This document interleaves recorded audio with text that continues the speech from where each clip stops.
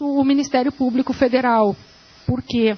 Porque todas as questões relacionadas a consumo, interesse coletivo, difuso, que envolve desde meio ambiente, criança e adolescente, consumidor, enfim, dentre outras matérias, são de competência da atuação do Ministério Público, né? E aí envolve também meios de comunicação, porque envolve, em certa medida, um veículo de comunicação, uma mídia que repercutiu que publicou em algum lugar, isso está, né, à disposição. E aí vem todo o papel dos meios de comunicação, né, que, de acordo com o artigo 220 da Constituição Federal, tem uma finalidade educativa, que a gente, se for analisar criticamente, né, especialmente muitos meios fogem disso, mas uma finalidade educativa, de transmitir valores, de respeitar as peculiaridades, enfim, de trabalhar dentro de uma ideia de dignidade da pessoa humana. E é isso que está estabelecido no artigo 220 da Constituição. Então, como é uma concessão, como aquela publicidade, em certa medida, ela repercute num meio social, né, num canal de televisão ou em vários, enfim, tem uma função social dessa mídia tradicional. E que, se não está, então, sendo respeitada, o próprio Ministério Público Federal pode intervir, tanto pela questão de consumo, quanto pelo papel da mídia. Então, seria uma alternativa, né? Normalmente os sites desses órgãos todos públicos, eles têm um espaço lá para a pessoa interagir, né? Então, ter acesso ao link ou o dia que foi publicado, enfim, são alguns elementos importantes para enviar. E eles atuam, eles são bastante atuantes, né? Tem vários termos de ajustamento de conduta e, quando não funciona, né, a ação mesmo ajuizada. Seria o caminho. Tá? Eu lembrei daquele case também, aquele caso recente do Itaú, que também é relacionado a crianças, que eles mudaram para digital com U, né? E aí foi para o CONAR porque eles diziam que estavam influenciando as crianças a escrever errado. E aí, no fim, até eu acabei não esquecendo de pesquisar o que aconteceu, mas depois eu vi que eles mudaram um pouco, tiraram as crianças do comercial. Eles mantiveram o digital U com U, mas tiraram as crianças, porque em função de ter a imagem das crianças ali, elas eram influenciadas a escrever errado. Então, enquanto falava de crianças e tal, eu me lembrei desse caso também. Um outro caso que eu me lembrei, que não tem a ver com os cases da agência, mas que eu lembrei de trazer, foi no desastre da Chapecoense. O caso da Catraca Livre, que perdeu mais de 400 mil seguidores por se aproveitar e divulgar notícias relacionadas a desastre. Não sei se vocês viram esse caso, devem ter visto, né? Relacionadas, enfim, perderam mais de 400 mil seguidores. Eu não sei se isso chegou a virar um caso de justiça, virar alguma coisa, mas, enfim, as pessoas deixaram de seguir, isso aí já mostrou a má índole do negócio, e eles depois fizeram 1000 posts se desculpando e não sei o quê, mas aí já era tarde demais, porque a reação das pessoas foi, na hora, foi de negar o que estava acontecendo, né? De ir contra o que estava acontecendo. E outro caso também relacionado à Chapecoense foi da Netshoes, que também o que aconteceu foi que as pessoas disseram que eles aumentaram o valor da camisa da Chapecoense. Existe um código que se coloca no site, e-commerce especialmente, que quando muitas pessoas começam a acessar, é automático que o preço aumente. Então, quando tem muita procura em algum produto, é meio que automático, não foi ninguém que foi lá e mudou. E isso aconteceu no caso de Chapecoense, quando as pessoas começaram a acessar, e aconteceu de automático mudar o valor da camisa. Eles justificaram que era de Black Friday antes e voltou ao preço normal e tal. Eles não falaram desse código que existe, porque acho que também não é uma coisa muito legal, né? Colocar esse código para aumentar o preço quando está muita gente procurando, mas enfim, é o negócio deles. E aí eles acabaram voltando ao preço da camisa anterior, mas também com isso perderam vários seguidores, causou um rebuliço ali no dia, porque também é uma forma de se aproveitar da situação, né? Então foram casos que eu me lembrei assim de citar, porque é mais atual. E lá da agência a gente tem a Unimed Brasil, que é muito delicado, assim, porque a gente lida com saúde. Então qualquer coisa que aconteça, a gente tem que tomar uma providência muito rápida, a gente tem que estar atento ao que as pessoas estão falando e tal. E a maioria dos casos não acontecem, não são de coisas que nada aconteceu de coisas que a gente postou, foram coisas que vieram de fora e que acabou repercutindo ali, que a gente teve que gerenciar crises. Um dos casos foi muito delicado, que foi o caso do Pedrinho, que foi uma mãe postou nas redes sociais dela, que a Unimed não estava liberando um transplante para ele, e aí ela postou uma foto do menino acho que tinha 8 anos, se eu não me engano, ou 6 anos, com um cartaz com a hashtag Libera Unimed, e ela postou aquilo pedindo para as pessoas compartilharem a foto e compartilharem a hashtag para a Unimed liberar o transplante. Foi questão de segundos, assim, o caso, ela postou isso num dia de noite, no outro dia de manhã já tinha mais de 4.000 compartilhamentos, e aí pessoas famosas começaram a compartilhar, o Neymar compartilhou, Bruna Marquezine, sei lá, uma galera, uns 20 famosos compartilharam a tal da hashtag, e aí virou uma crise gigante. E aí, prontamente, a gente teve que pausar tudo que a gente estava fazendo, pausar a mídia, pausar posts para entender o caso. Entramos prontamente em contato com a Unimed, e nesse caso era a Unimed de Pernambuco, eu acho, era uma Unimed específica. E aí a gente teve que entrar em contato com a administração lá, entender o caso, o que estava acontecendo com o Pedrinho e tal. E o que eles falaram é que, na verdade, não era a Unimed que não estava liberando, era que o menino não tinha condições de fazer o transplante e não tinha uma pessoa compatível para fazer o transplante ainda, e por isso não tinha acontecido. A gente fez nas redes sociais da Unimed Brasil, a gente fez uma nota oficial explicando o que os médicos falaram.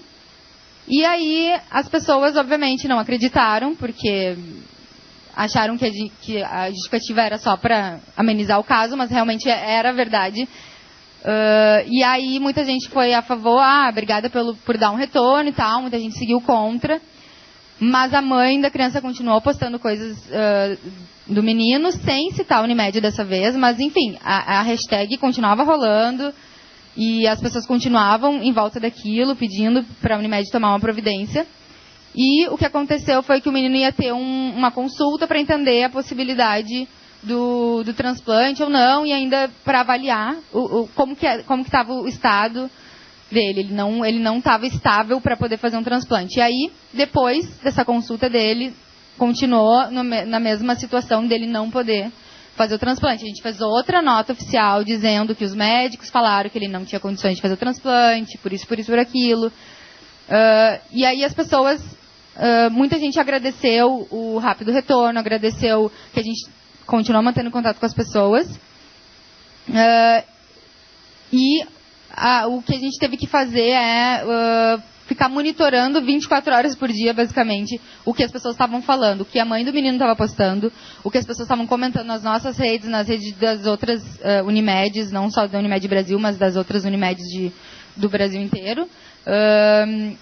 E aí a gente se preocupou em responder pessoa a pessoa, caso a caso, uma mensagem particular para cada um. Então, assim, a gente tinha uma equipe focada em resolver o caso e em tratar disso com o maior cuidado possível, sendo muito delicado, porque é um caso muito delicado. O que aconteceu no final de tudo foi que passou alguns dias, o menino veio a falecer, e aí voltou tudo de novo, as pessoas muito revoltadas dizendo que foi culpa da Unimed.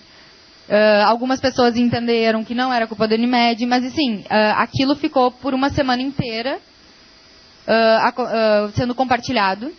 Por mais que já tivesse postado 3 notas oficiais enfim, falando, por mais que a gente tivesse em contato direto com a mãe da criança, por mais que a gente tivesse contato direto com as pessoas que estavam comentando nos posts da mãe da criança, as pessoas seguem achando que a empresa teve má índole, faltou com ética nesse momento, ou coisas assim. Então, acho que a gente, se eu não me engano, demorou uns 10 dias para começar a se acalmar a situação, para a gente começar a voltar a postar coisas e voltar com mídia, voltar à vida normal, né? Então foi um caso muito delicado que a gente teve que agir de forma muito rápida, monitorar, pausar tudo e monitorar tudo que estava acontecendo. Qualquer outra coisa que a gente fosse postar naquele momento não ia ser relevante, só ia gerar maior discussão, maior negação com a empresa. Então, é por isso que tem que estar muito atento ao que as pessoas estão falando, né? Estão conversando contigo e estão querendo ouvir. Elas queriam saber do caso e era o que estava acontecendo, então a gente teve que ser muito cuidadoso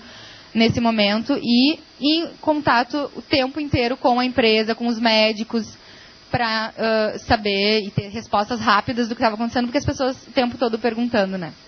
Então foi um caso bem delicado, assim. Foi uma coisa que aconteceu, que veio de fora, repercutiu ali e aí isso mostra, tipo assim, que a gente tem que ter muita noção dessa parte de gerenciamento de crise, né? Não sei se já passou por alguma situação assim, mas esse foi um caso bem grande e que no fim, assim, muitas pessoas, no final de tudo, muitas pessoas elogiaram a atitude da Unimed, elogiaram, agradeceram todos os retornos, mas algumas ainda continuaram revoltadas, o que é normal, e aí não tem o que fazer. Depois de um tempo, a gente decidiu que não era mais coerente responder essas pessoas, porque a gente já tinha feito tudo o que a gente podia fazer, já tinha dado todas as informações, e aí algumas pessoas seguiam na maldade. Aí começaram com maldade, e a gente achou que não, que essas pessoas não estavam sendo coerentes mais com o que estava acontecendo, e aí a gente acabou só ignorando essas pessoas, porque elas estavam com comentários maldosos e não mais tentando resolver qualquer coisa, né? E, inclusive, a mãe do menino também já tinha parado de postar, enfim, já tinha se acalmado a situação. Esse é um dos casos que aconteceu. O Unimed tem vários casos, assim, até um pouco menores, porque a gente lida com saúde, né? Então, as pessoas estão o tempo todo nos exigindo retornos e exigindo que a gente converse, exigindo, enfim, algum esclarecimento de coisas, né? E aí, deixa eu ver, tem outro caso, por exemplo, que eu anotei aqui para não esquecer. Renner. Renner era cliente da agência, era o maior cliente, agora até já saiu ano passado, mas teve um caso, por exemplo, que eles tinham uma jaqueta lá, uma camiseta com uma banda, a estampa de uma banda neonazista. E aí nas redes sociais as pessoas caíram em cima.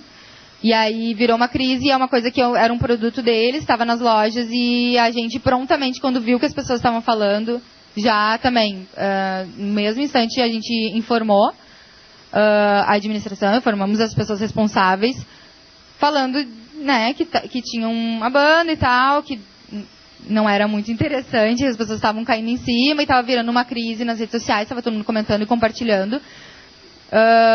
No mesmo dia, a gente também fez uma nota de esclarecimento, dizendo que todos os produtos tinham sido retirados da loja, dizendo que agradecendo o retorno das pessoas, o feedback delas em relação a isso e tal. E também as pessoas elogiaram muito e agradeceram pela rápida solução que a gente teve e a rápida resposta que a gente deu nas redes sociais. E tem que ser muito rápido, porque foi questão de um dia, a gente viu, virou crise, no outro dia tinha que estar resolvido, ou isso ia ser muito ruim, né? Isso ia acarretar em perder seguidores, acarretar na performance de tudo. Então, no fim, a gente conseguiu uma solução rápida, e isso foi, inclusive, elogiado pelas pessoas e tal. Então, na maioria dos casos, as coisas vêm de fora, vêm do offline e repercutem ali, né? Porque é onde as pessoas têm a voz para falar. Então, são casos delicados. Querem falar alguma coisa? Me despedir. Eu só queria muito rapidamente, até porque já pedindo desculpas, porque eu não vou conseguir ficar até o final em virtude de um imprevisto fora que acabou me demandando, e que eu peço desculpas à professora Cristina e aos demais, mas duas coisas que eu não referi que podem interessar de repente. Um é a resolução 163 do CONANDA. Tá? Ela determina que a publicidade ela não pode ser dirigida ao público infantil. É claro que como que nós trabalhamos com as resoluções de órgãos desse tipo? Não são impositivas, é uma orientação, mas que vem preparando o terreno dentro da linha daquele projeto de lei 5921 que está tramitando, ainda está tramitando, que é de não ter publicidade dirigida ao público infantil. Esse projeto de lei, em 2016, ele teve a última movimentação dele, indo para uma plenária. Eu duvido muito que ele vá ser aprovado. Eu acho que a gente tem que ter uma discussão muito profunda dessa questão. Não sou favorável a não ter publicidade, acho que a gente tem que ter algumas balizas, mas acho que é uma questão bastante delicada e acho que não vai ser aprovado, pelo menos não nos tempos que correm, né? Nos tempos que nós estamos vivendo. E um outro que talvez interesse, que é de 2016, né? Que é da Secretaria Nacional do Consumidor, que diz respeito à publicidade infantil com práticas consideradas abusivas, naquelas que são dirigidas a crianças em ambientes escolares. Então tem que ter um cuidado também, de repente a publicidade lá da cantina da escola, a pessoa é responsável pelo site institucional da cantina ou da escola, que envolve a cantina também, não precisa ser só da cantina. A publicidade da escola, de repente uma escola privada que tem contrata uma agência e tem todo um cuidado com a sua publicidade. Eu acho interessante cuidar essas notas técnicas também, tá? Por quê? Porque são indicativos do que deve ser observado nesse sentido.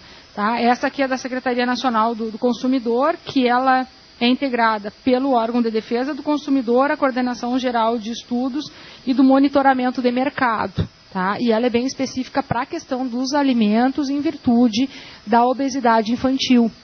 Inclusive do que mudou com a legislação em razão da própria merenda infantil, né? Da merenda que é servida nas escolas públicas, que tem que ter todo um cuidado com essa questão.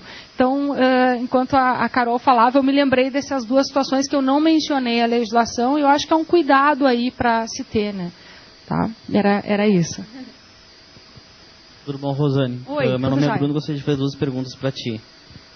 Uma a respeito da tua profissão, do direito, e por tu estar interligado através da tua família na publicidade.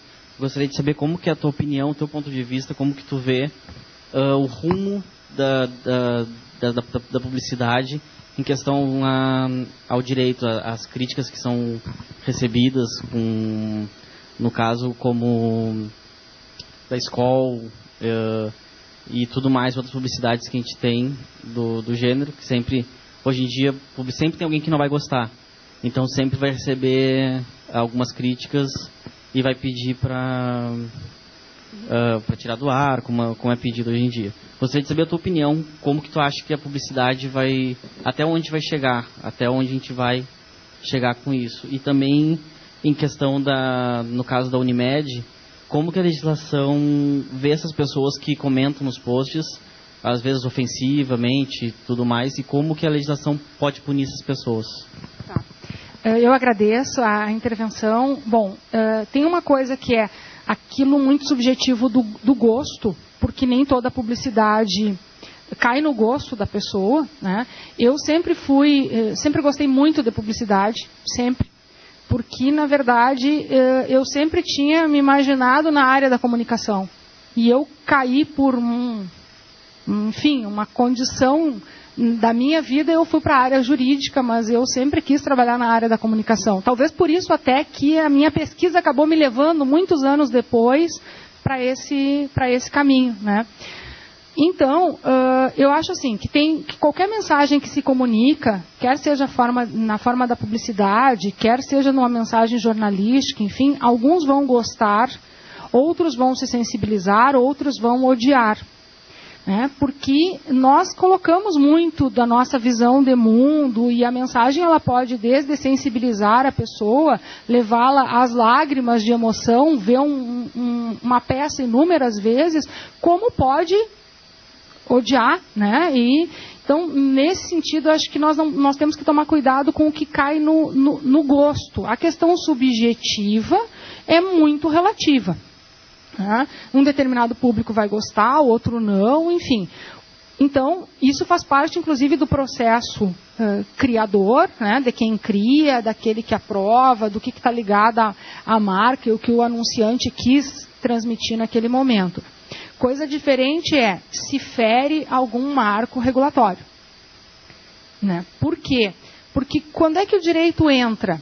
né? O direito entra depois que a gente sempre diz que é um tripé: fato, valor e norma. Então, aquilo é um fato social. A publicidade, o jornal, enfim, é um fato. Está lá, está comunicando alguma coisa. A questão é, tem valor para aquela sociedade? Aquilo foi recebido sem nenhum problema, todo mundo gostou? Ou aquilo gerou alguma espécie de problema em virtude de que feriu direitos fundamentais, atacou a questão de gênero, incitou uma questão homofóbica, trouxe uma pauta que não era e que gerou conflito, né? Criou problemas para alguém. Bom, se nós temos essa situação, aí vem a legislação trazer alguma previsão com relação a isso, né? Então, esse é um elemento, e dentro do que eu verifico, assim, há uma linha tênue entre a liberdade de expressão e de criação num Estado democrático de direito, que nós temos que defender isso, né? A liberdade de ideias, a pluralidade, enfim. E eu percebo, assim, que, em geral, os julgadores, eles valorizam isso. São casos muito extremos em que vai lá e diz não pode, né? São aqueles casos em que é claro que vocês vão verificar que há uma margem de interpretação da lei, né? Há uma margem de interpretação, e isso vai fazer com que, diante daquele caso de uma gravidade ou não, e até do poder argumentativo do Ministério Público Federal, que normalmente interage, isso vai determinar, às vezes, um julgamento num sentido ou no outro.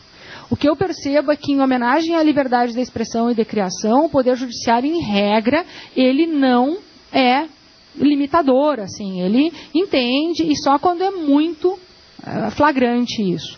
E aí eu acho que realmente, nos casos em que é mais flagrante, que diz respeito à legislação, nós não podemos fazer tudo em nome da liberdade de expressão e de criação, porque os direitos fundamentais, eles têm limites. Num caso concreto, um deve ceder, às vezes, em face do outro. Então, se naquele momento, a questão da criança, ou a questão da mulher, ou a questão, sei lá, do indígena, enfim, questões mais sensíveis, se naquele momento ele precisa ser mais valorizado, ele vai ceder em face da liberdade de expressão e de criação. É mais ou menos esse jogo que se faz, né? É claro que aqui há um movimento de quem quer tolher toda e qualquer publicidade, né? E aí eu acho que é uma visão muito perigosa, devida inclusive. Por quê? Porque a gente não pode considerar que a criança não tem nenhuma autonomia, e também a gente tem que apostar no grupo familiar, porque afinal quem vai dar a última decisão é a família. E para a família é muito fácil comprar tudo que a criança quer para não se incomodar, porque chega em casa correndo e daí ele vai estar chorando, então para resolver eu vou lá e encho um carrinho ou um quarto de brinquedos, né, cedendo a todos os apelos, para não exercer a minha autoridade parental e o meu poder parental de decisão, e jogo isso para cima do mercado. Também eu acho que é uma visão muito complicada e muito temerária, né? Então, isso é tudo questões que precisam ser discutidas e, sobretudo, precisam ser discutidas sem aquela bandeira quase que de um fundamentalismo contra o mercado. Afinal, é uma sociedade capitalista.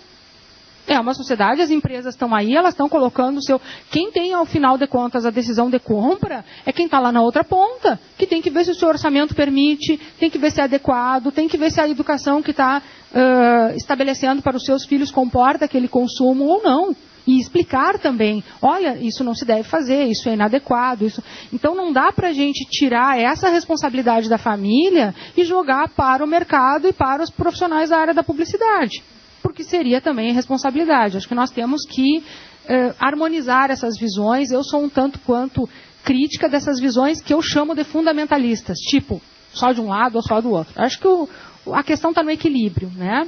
Então, essa é a minha posição com relação à primeira pergunta. Só me lembra a tua segunda questão dos comentários. Isso. O que a gente está vendo, eu acho que isso não serve só para as empresas e as campanhas, mas para todas as outras questões. Por exemplo, a pessoa entra lá num comentário da empresa, da publicidade ou do site da empresa, e começa a dizer um monte de coisas. Ou ela faz isso na sua rede social. Na sua rede social. Qual é o tratamento que se tem? Assim como as pessoas físicas, nós, temos o nosso direito à honra, à imagem, ao nome.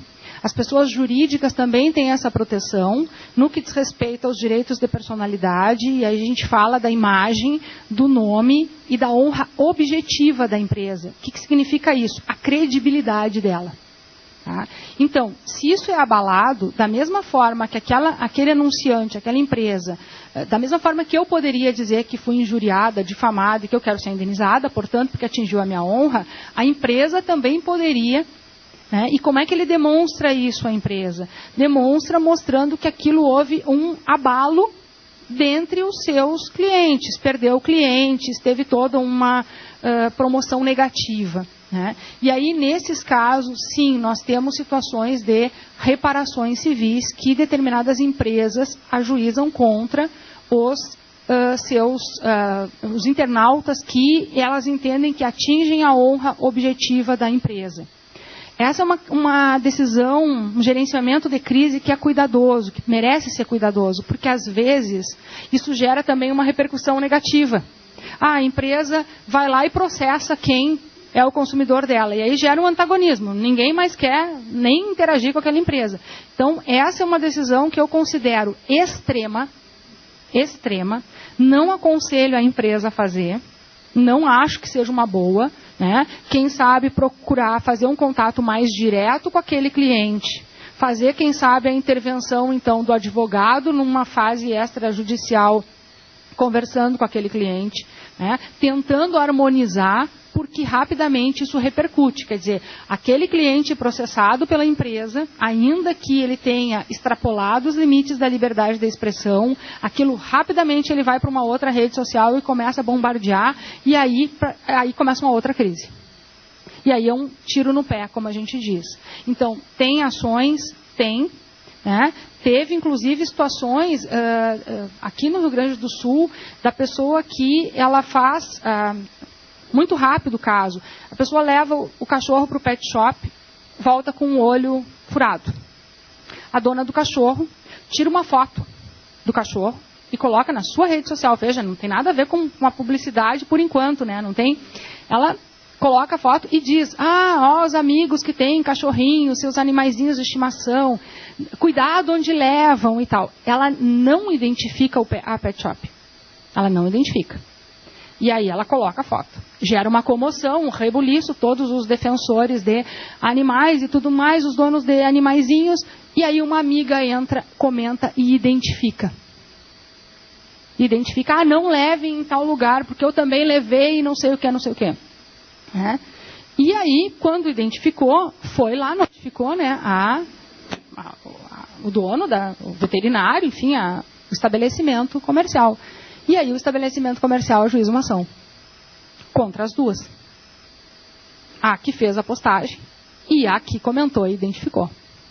Né? Porque entendeu, né? E isso, em certa medida, num primeiro momento, vocês podem pensar, tá, mas o que tem que ver com o meu trabalho? Bom, de repente eu estou gerenciando essa página e isso aparece para mim. E aí eu tenho que reportar ao responsável pelo estabelecimento, ao empresário, eu tenho que ver a melhor maneira de resolver.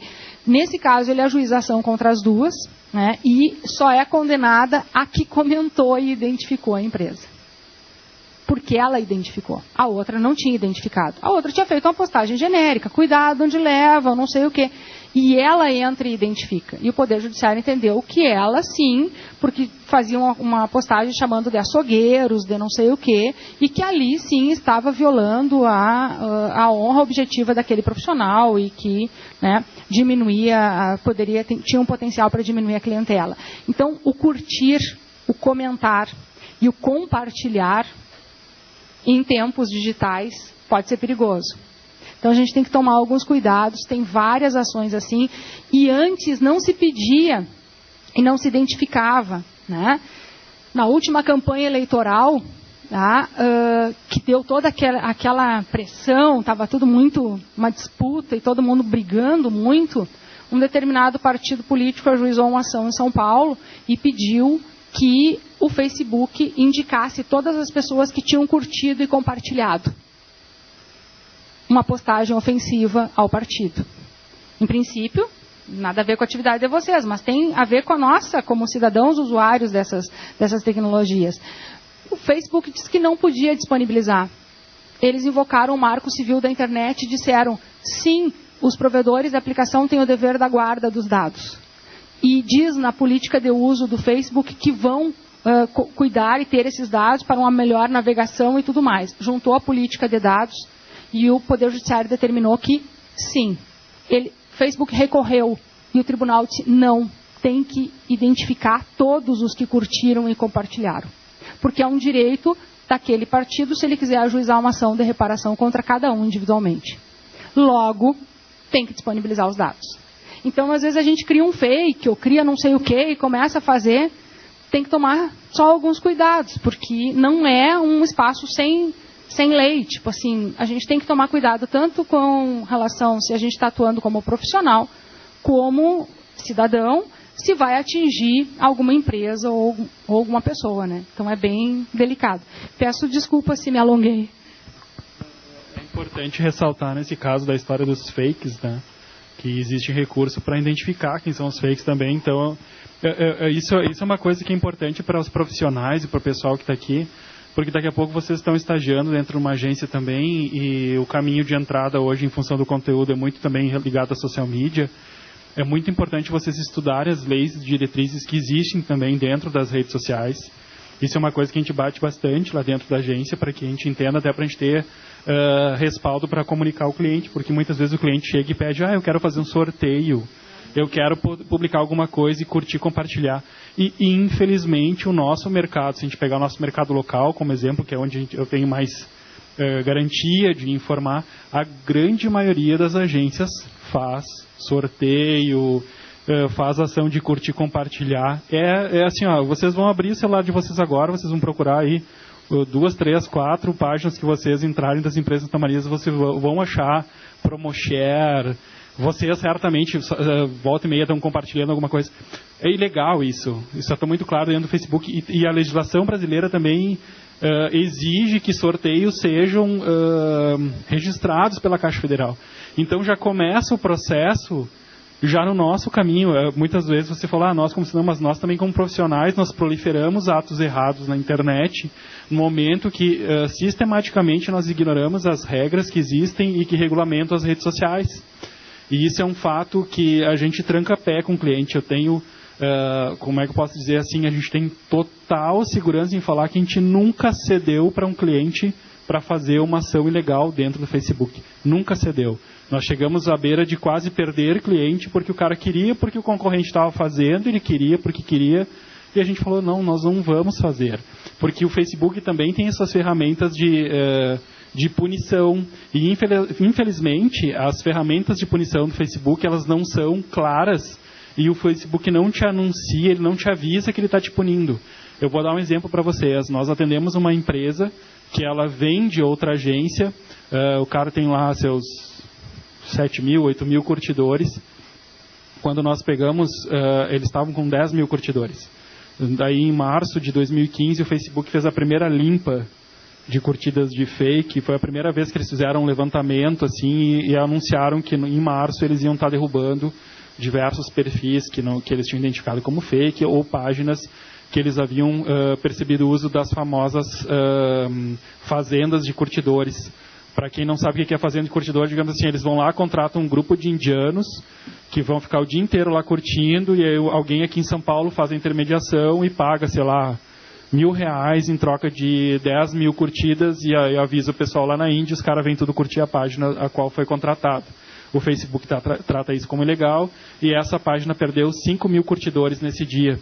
E aí eles vieram conversar conosco, e a gente falou, olha, a gente já tinha avisado vocês que a gente tinha identificado que a agência anterior havia realizado essa prática, era muito óbvio, o alcance de vocês é muito baixo, por mais que seja interessante o conteúdo testado em outras redes, quando vem para cá, o alcance de vocês não anda, a gente tem certeza que no ranqueamento vocês devem estar lá embaixo, e isso só com o tempo a gente vai conseguir ver se vai conseguir reverter esse cenário. Então é um cliente que a gente tem, ele não consegue, por exemplo, as pessoas não conseguem fazer check-in na página dele. A gente entrou em contato já com o Facebook diversas vezes, e a resposta do escritório que a gente recebeu é que a página tem rastros de ações ilegais, contrárias às diretrizes, e isso foi feito por profissionais. Então é importante vocês terem esse senso crítico também. Não pratiquem aquilo que não está de acordo. Ah, não, o Facebook não vai bater na minha porta, eu não vou receber aviso nenhum. Existe, sim, existe. A gente convive com isso e percebe. Agora mesmo, esses dias, um cliente nosso recebeu a proposta de uma outra empresa. Ah, vamos fazer uma promo sharing conjunta. O cara ficou super entusiasmado. Nós tivemos que tirar 1 hora para lá explicar tudo o que pode acontecer na página dele, que ele pode perder alcance, que não vale a pena, porque não é um público fiel. Na verdade, o público está ali só porque ele está em busca de ganhar um prêmio, não é um público que está consumindo. Então, nesse aspecto, eu acho importante vocês já na formação tirarem um tempo para ler sobre as diretrizes do Facebook, porque ela também está amparada em questões da legislação brasileira, como a questão do sorteio. Isso é imprescindível que vocês façam para poder entregar um trabalho de qualidade depois quando for fazer a gestão. E essa questão que tu colocaste do PET, a gente uma vez passou por um processo muito parecido, onde, nesse caso, quem se irritou com a reclamação da cliente foi o proprietário. Aí o proprietário, imediatamente, ele viu a reclamação, já ligou para o advogado dele, já descobriram quem era a pessoa, já estavam ligando. Isso foi logo que as redes sociais estavam chegando, digamos assim. Era muito comum, a gente teve que lidar muito com isso, de explicar que não era legal, incentivar. Mas até hoje a gente presencia, e aí entra uma questão extremamente importante. A gente entende que, eu acredito que muitas vezes o publicitário, por natureza, ele é muito competitivo também. E a gente está num mercado, às vezes, que entende-se como uma disputa constante entre as agências. Então, a gente passou já por um processo, nós atendimos uma empresa no ramo da alimentação, foi feito um anúncio de um preço que ela estava promovendo, enfim, era um preço elevado. E eu acho que questão de que uns 5 minutos depois houve uma pessoa assim, nossa, se isso é promoção, imagina o preço verdadeiro. Eu acredito que em 20 minutos tinham 120 comentários nesse mesmo contexto e aquilo se perpetuou. A dona da empresa me ligou, eu não sei o que eu faço, não sei se a gente volta o preço para antes ou não. E aí a gente foi fazer uma análise de quem eram as pessoas que estavam postando. E aí quando a gente começou a fazer as conexões, fazer a leitura, nós conseguimos chegar à agência que atendia um concorrente. Todos os 25 comentários, os que deram origem para o contexto, eram social media de uma agência que atendia, eram seus irmãos, namorados, enfim. A gente conseguiu levantar ali uma média de 50 pessoas que fizeram esse movimento de ir lá criticar. A gente conseguiu ver todas as conexões, a gente conseguiu printar as telas, a gente conseguiu ver quem eram essas pessoas. Então é importante, aproveitando a fala, justamente demonstrar que não é um território sem lei, não é um território que as informações não possam ser levantadas. A gente não está acima de nenhuma regulamentação. E é importante que vocês, na hora de se construir como profissionais, tenham isso em mente, assim, porque a gente tem visto isso, não só pelo fato de que não é que a gente tenha sido o primeiro, mas a gente foi, sim, a gente deu os primeiros passos nas redes sociais antes de outros. Então, quando a gente começa a ver essas coisas surgindo, a gente já viu muito case por aí. Então, é importante ter essa noção, assim, porque vocês estão representando marcas. Eu tenho certeza que o concorrente não concordava com aquilo, até porque nós conhecíamos quem eram as pessoas. Não é a prática deles, mas a agência tomou a liberdade de fazer isto. E a gente já viu isso uma ou outra vez, então é importante vocês, nessa hora, terem essa consideração, assim, que existem regulamentações também dentro das redes e tudo mais, e que vale tomar esse cuidado. Pessoal, eu estou sempre aqui no 3º andar, onde fica ali no prédio 13, o curso de Direito. Qualquer coisa, podem mandar e-mail, foi um prazer. Eu peço sinceras escusas por ter que sair antes, mas realmente, no meio do caminho, surgiu uma outra coisa urgente. Eu agradeço e, se tiverem alguma questão ainda, encaminhem. A professora Cristina tem meu contato, ela me encaminha e eu responderei com prazer.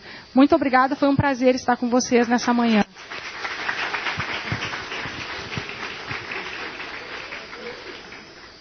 Tudo bem? Pode ser para a Carol, para os dois, na verdade. Queria saber se vocês usam algum software para acompanhar as postagens, as hashtags dos posts que vocês fazem, ou se é alguém que fica no olhão mesmo, ali olhando um por um os comentários que vão saindo nas postagens. Tem um programa que a gente pode acompanhar, a gente chama de monitoramento, né? Na verdade, tem vários programas, tá? Tem 2 que a gente usa lá na agência, especificamente. Um é o Scoop e o outro é o Seeker, que através dele a gente consegue acompanhar tudo que está sendo falado da marca. Não precisa ser necessariamente hashtag, não precisa ser necessariamente a pessoa botou arroba lá. Qualquer coisa, a gente marca ali, por exemplo, Reebok. Qualquer coisa que citarem, a Reebok Brasil, a gente pode juntar essas 2 palavras, Reebok Brasil, em qualquer coisa da internet a gente vai saber o que está acontecendo, o que estão falando. Então a gente usa assim, essas ferramentas principalmente para contas maiores, que tem muitos seguidores, tipo o Reebok é que tinha 1 milhão e pouco de curtidas, então fazer isso manual não tem como. E pra gente saber o que está acontecendo até, tipo assim, postagens em blogs, postagens em notícias, então tudo isso a gente acompanha através dessa ferramenta. Páginas um pouco menores a gente não precisa ter esse programa, daí a gente consegue até fazer meio no olho e tal, mas a gente inclusive usa esses programas para acompanhar o que está sendo falado sobre os concorrentes também. Então a gente pode selecionar as palavras que a gente quer acompanhar e a gente sabe tudo, absolutamente tudo que tá sendo dito. Lá na agência também, a gente, ainda não tem clientes tão grandes, né? Mas a questão de monitoramento ela é saudável, sim, é bastante importante. Os clientes que a gente trabalha, por exemplo, que utilizam inbound, a gente é parceiro da Resultados Digitais. Se vocês procurarem, só botar Resultados Digitais vai aparecer de cara já. Os caras são grandes aí na produção de conteúdo e inbound marketing. A própria ferramenta deles que a gente utiliza, ela tem um processo também de monitoramento do que está, dos termos que a gente definir lá para poder ficar vendo o que está rolando.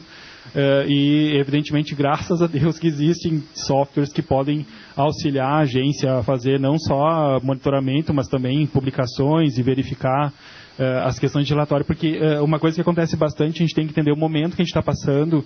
A gente tem cliente que tinha o costume de investir em números para Santa Maria, sei lá, investia 30 mil em mídia tradicional por mês, e de repente você chega e diz que com muito menos disso você pode fazer uma presença digital que vai manter o mesmo padrão de venda, pode otimizar a comunicação dele. E para ele é difícil às vezes ele aceitar, ele está comprando um risco de economizar dinheiro, mas ele não vai fazer simplesmente por economizar dinheiro, porque ele precisa estar vendendo. Então, nessa hora, os relatórios são importantes também, para a gente poder mostrar quando o cara questiona. A questão do investimento nas redes sociais exige, sim, que a gente tenha ferramentas que a gente possa gerar um relatório e mostrar para o cliente o quanto que aquilo ali retornou do que foi investido. Então, na agência, a gente utiliza não só para monitoramento, mas todos os relatórios. Tudo que tu puder utilizar de base hoje, a comunicação, acho que ela está muito hoje pautada na comprovação de resultado, né? Tem as linguagens de internet, o cara tem que ter um ROI legal, enfim, tudo isso aí é legal vocês estarem buscando para entender, mas o cara saber o quanto que o pessoal está chegando no site dele, quanto que está retornando para ele de resultado real, enfim, tudo, quanto mais número tiver, é importante nesses processos. Um cliente recente nosso que chegou, que é a agência Rádio Web, que eu tinha citado antes, eles são os caras que eles estão na vanguarda do marketing de conteúdo, só que eles não se posicionam desse jeito. Muitas pessoas não conhecem a marca deles, eles têm 15 anos de mercado, eles atendem mais de 2.500 rádios, promovendo noticiário para essas rádios. Os caras têm exclusiva com o presidente, os caras têm assim no meio jornalístico eles são conhecidos, mas para o mercado em geral não são. E a proposta, quando eles nos chamaram, é justamente que eles entenderam que a marca precisa ser conhecida. Só que nós teríamos muita dificuldade se a gente não tivesse ferramentas de monitoramento, de relatório, porque o principal para eles é justamente isso, assim, a barreira que a gente está tendo que cruzar é de provar que o investimento na rede social funciona, que o alcance que eles estão tendo, provar que a ferramenta que monitora quando as pessoas citam a marca dele é interessante da gente disponibilizar. Então, vale a pena, sim, a agência buscar ter essas ferramentas. Tem ferramentas bem interessantes no mercado aí. Os preços mudaram bastante também. Logo que elas surgiram, eram valores muito altos. Só agências grandes poderiam alcançar. Hoje tu consegue muita coisa legal com preços. Tem como dar uma ideia, mais ou menos, de... eu vou te dar, por exemplo, assim, uma ferramenta de publicação que tu vai alcançar Twitter, Facebook e Instagram, e ainda vai te gerar relatório no final do mês para até 25 clientes. Tu vai investir uns 250, 270 reais por mês para para poder ter 25 clientes dentro dessa mesma ferramenta. Então, é questão de tu encontrar, ter noção do tamanho da agência, enfim, e ver o que está valendo para te investir na hora. Mas tem bastante recurso, sim. E vale a pena a gente buscar por isso. A agência hoje tem que ser mais tecnológica. Isso é uma coisa que anos atrás a agência achava que tinha que ser só criativa e ter vários tipos de pincéis e lápis e tudo mais, e não é isso aí mais. Tem que ser objetiva e tem que trabalhar bem com dados. Osório, eu gostaria de saber, assim, a questão do mercado, como tu vê, assim, como teus clientes aceitam essa questão do inbound marketing, como atingir, sensibilizar os teus clientes para que isso funcione, que isso dê certo, para tirar um pouco dessa questão assim do tradicional de temos que investir em jornal, temos que investir em revista e migrar essa questão. É uma pedreira. É uma pedreira constante, assim, até eu te dar um exemplo, eu não posso falar que cliente mas nós tivemos um cliente que ele ficou conosco por pouco tempo, trabalhando com inbound. Ele estava a fim de catapultar as vendas no e-commerce. Ele começou, nós conseguimos mostrar para ele que era interessante ele trabalhar com inbound, ele fez a contratação da ferramenta, nós começamos a fazer a gestão, foi um resultado que nos surpreendeu. Ele partiu de uma venda que era mínima de R$2.000, R$3.000 mês, era praticamente, vendia por acaso. Em 4 meses ele estava vendendo R$45.000 no e-commerce, com investimento mensal de R$600. Então, assim, isso significa que nós imaginávamos que esse cliente ia perpetuar isso e simplesmente o cara, agora estou vendendo bem, vamos cancelar, não preciso mais desse serviço. Então, assim, é uma constante provocação para a agência e uma constante necessidade de estar mostrando resultado. O nosso mercado, infelizmente, aqui ele é um pouco mais lento. Se a gente for a gente participou de uma concorrência em Santa Catarina a respeito de inbound marketing de uma empresa que vende cursos. Os valores que eram envolvidos na proposta eram extremamente mais altos que o mercado local. E o mais interessante é que a empresa sabia que precisava de inbound marketing, sabia que precisava de uma estrutura que atendesse o marketing digital deles. Então aqui não, aqui a gente vai para um outro caminho, aqui a gente tem que provar para a empresa que ele precisa. Tá? Então esse é uma tristeza, digamos, ainda do mercado gaúcho. Não estou falando só Santa Maria, mas no mercado gaúcho quanto em si. A agência faz parte da ABRAD, que é a Associação Brasileira das Agências Digitais, e quando a gente participou das reuniões, isso a gente ouve muito das agências, assim. No próprio meio digital, as agências ainda não sabem fazer o seu próprio marketing digital. Então, assim, a gente está no meio da ABRAD, tem muito ainda desenvolvedor, ou seja, empresas que fazem sites, mas não trabalham necessariamente com publicidade no processo digital. E aí, nesse contexto, a gente percebe que até dentro dos fornecedores, de quem já está trabalhando digital, existe ainda uma trava de entender essa necessidade de estar comunicando através dos processos digitais. Eu diria que isso reforça a necessidade de a gente construir esses cases, de ter esses dados para poder convencer os clientes. Evidentemente que aqueles que acreditam nisso têm sim uma economia quanto a seus investimentos. Existe uma outra questão que é a dificuldade do profissional. Por isso que eu falei para vocês que é importante que vocês tenham conteúdo. Então, hoje a gente está formando equipe, ou seja, a gente está ainda, como agência, está ensinando as pessoas, os colaboradores, para entenderem esse mercado. Quando tu vai para o mercado de Santa Catarina, e eu falo muito de Santa Catarina porque é um berço digital, os caras estão muito à frente, lá o candidato já chega sabendo alguma coisa, sabendo mais do que a gente está tendo por aqui. Então, isso é importante, haver essa construção maior do profissional, chegar já entendendo que ele tem que saber como produzir conteúdo, entendendo essas questões, como eu falei, da legislação do Facebook e tal. E para o processo do inbound, é muita questão de observação também. Então, hoje, quando a gente, por exemplo, o inbound, a gente vai lá, vai produzir um material, vai tentar realizar uma troca e capturar dados daquele cliente e depois construir uma relação. Isso é uma coisa de muita observação. Tu tem que entender por que as pessoas não acessaram, será que o título está errado? Não funcionou essa landing aqui, então vou ter que criar um outro contexto. Olha, esses e-mails não estão convertendo. É muita análise, a Carol tinha fortalecido isso, a gente está sempre olhando. Então, além de existir um trabalho de acompanhamento constante, a gente precisa do profissional e tudo isso, infelizmente, o cliente não enxerga ainda. Ele não tem a noção de como as coisas funcionam, porque ele ainda está muito com a cabeça, ok, produzir um VT eu sei como é que é. Né? Tu contrata uma produtora, o cara vai lá com uma câmera e vai fazer, então o cliente sabe como isso acontece. Já nos processos digitais, a maioria dos clientes não são digitais, alguns estão presentes nas redes sociais, mas eles não sabem o que dá para fazer lá dentro. Então é uma pedreira, assim. Nós tivemos até um crescimento rápido junto ao inbound, assim, a gente cresceu junto com os resultados digitais, a gente obteve clientes rapidamente, mas muito porque teve cliente de fora que chegou, então tiveram outros processos que colaboraram com isso, mas é uma pedreira, é um processo bem complicado, e a agência que tomar isso como caminho tem que entender que vai ter dificuldade de encontrar profissional, que vai ter dificuldade, tem que estar sabendo como conversar com o cliente e provar para ele isso. Só o fato que eu falei para vocês desse cliente que o cara em 4 meses estava faturando 40 e poucos mil, investindo só R$600 por mês, e o cara resolver que agora já estava bem, não precisava mais da ferramenta, a gente tem certeza que as vendas dele vão cair, porque ele não vai ter mais aquela relação de e-mails que ele estava tendo, tudo que estava acontecendo ali. Então, a gente tem sim, mesmo provando o resultado, ainda tem esse problema de um cliente não tão preparado para o digital. Tem uma coisa curiosa também que...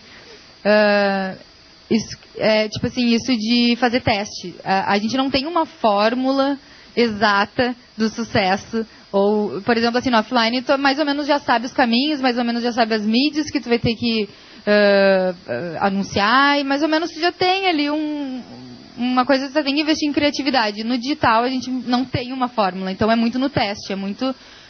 vamos fazer essa ação, ver no que dá, testar e tal, e aí o cliente vem, mesmo clientes maiores, assim...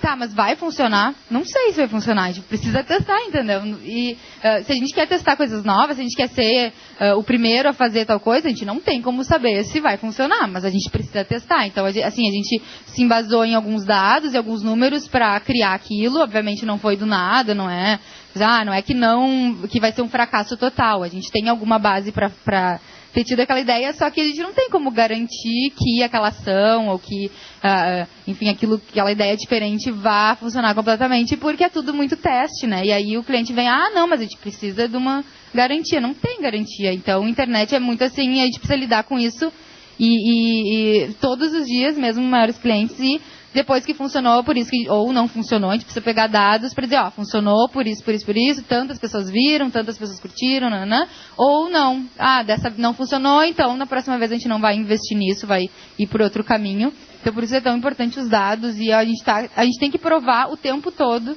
que funciona, o tempo todo que gerou resultado, que converteu em vendas, porque senão a gente não tem um investimento, o offline ainda é o maior investimento das empresas, porque é uma zona de conforto maior, eles já sabem mais ou menos o resultado, já sabem mais ou menos no que vai gerar, e na internet não. Então a gente tem que estar o tempo todo provando, é muito difícil mostrar, mas por isso a importância dos relatórios e das ferramentas que mostram os dados, né? Porque realmente a gente ainda está convencendo as empresas da importância. E mesmo as maiores, né? E aí eu até vi um dado que eu estava dando uma estudada numas pesquisas e tal, que esse ano aumentou em 30%, mais ou menos, em média, 30% o investimento das empresas no digital. Então já é uma vitória, assim, porque elas já estão percebendo que gera resultado, que aumenta as vendas, e aos pouquinhos a gente está conseguindo provar, mas é bem difícil, assim. Então eu quero agradecer Cláudio, a Carol, a Rosane, já agradeci pessoalmente, a presença de todos vocês e principalmente vocês que estão aqui ainda, que respeitaram o final da palestra, que não ficaram saindo enquanto o palestrante falava, que é uma coisa muito mal educada e desagradável. Esperamos que vocês possam voltar, né, nas